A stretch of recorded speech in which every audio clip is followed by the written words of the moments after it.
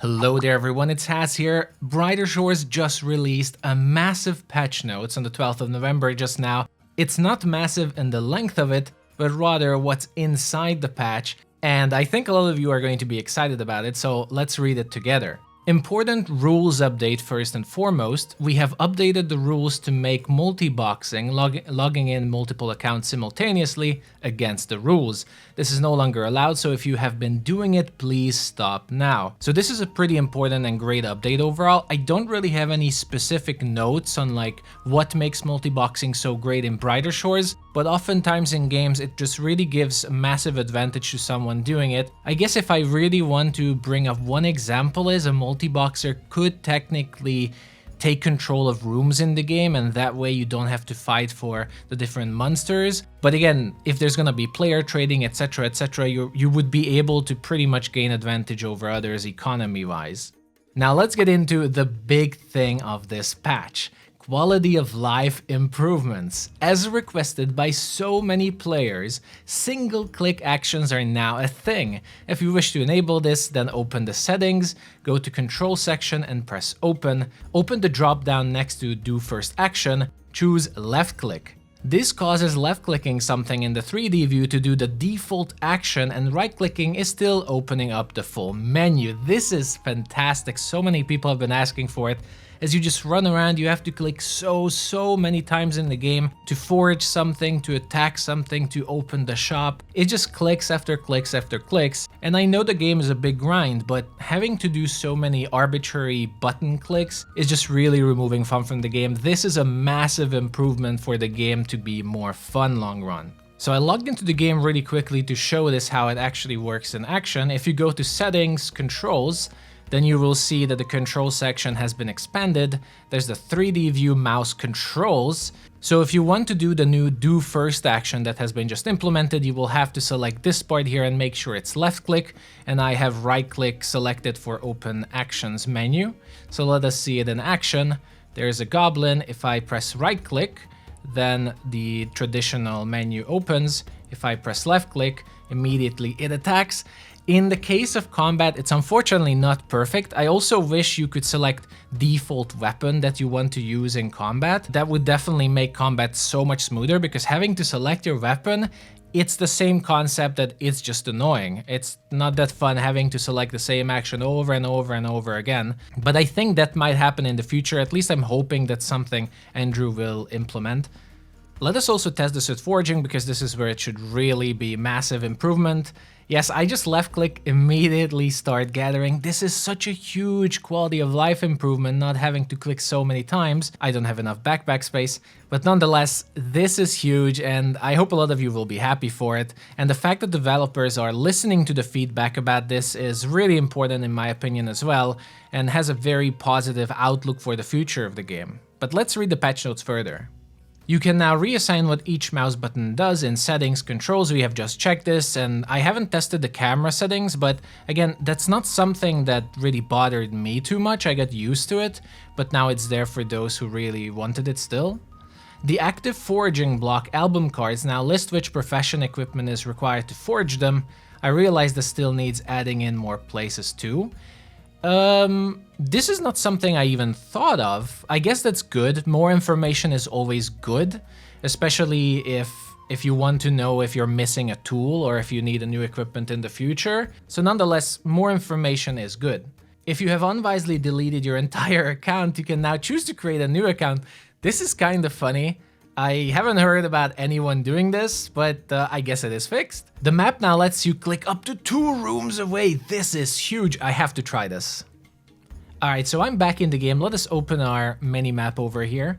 So this is a massive quality of life update. I've already been using the map movement before, and it's made the game so much more fun, especially in episode 4, where you have to do a lot of mercantile and running between the different cities. But now apparently you can move between 2 different maps.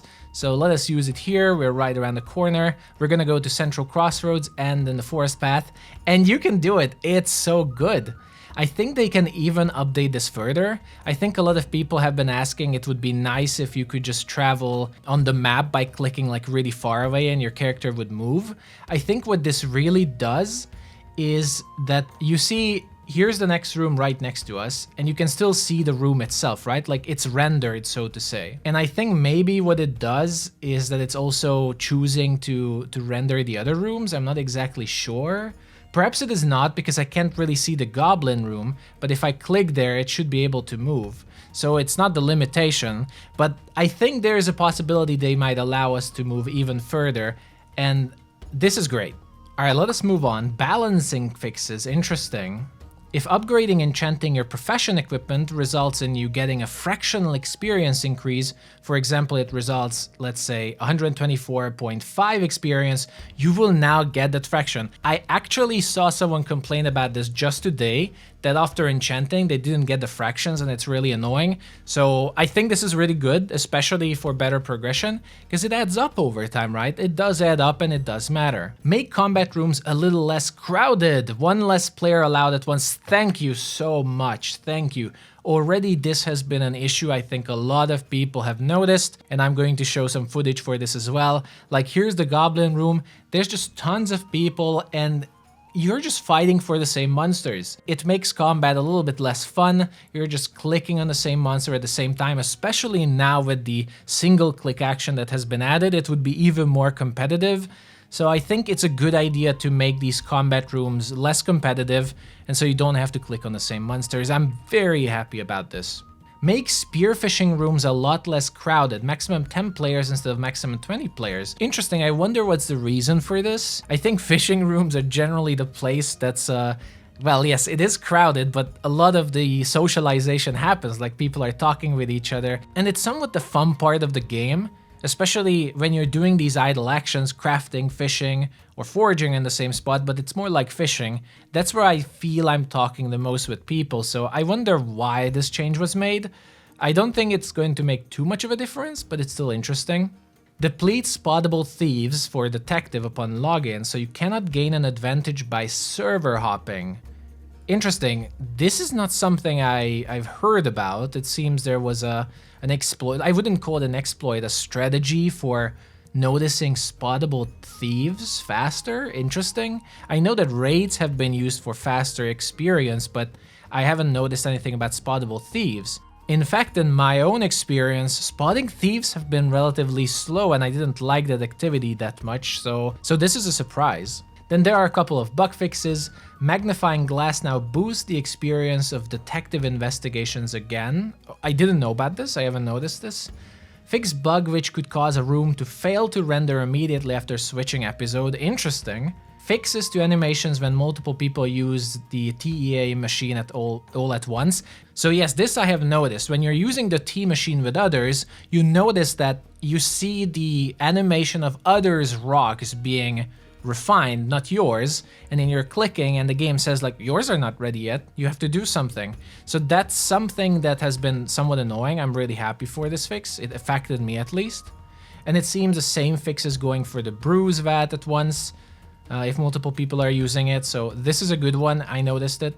Fix safe spots in Guardian Spirit Cave and also on Vipers. Interesting, I haven't been really messing with safe spots. I think combat is easy enough as it is right now. I definitely have been grinding it.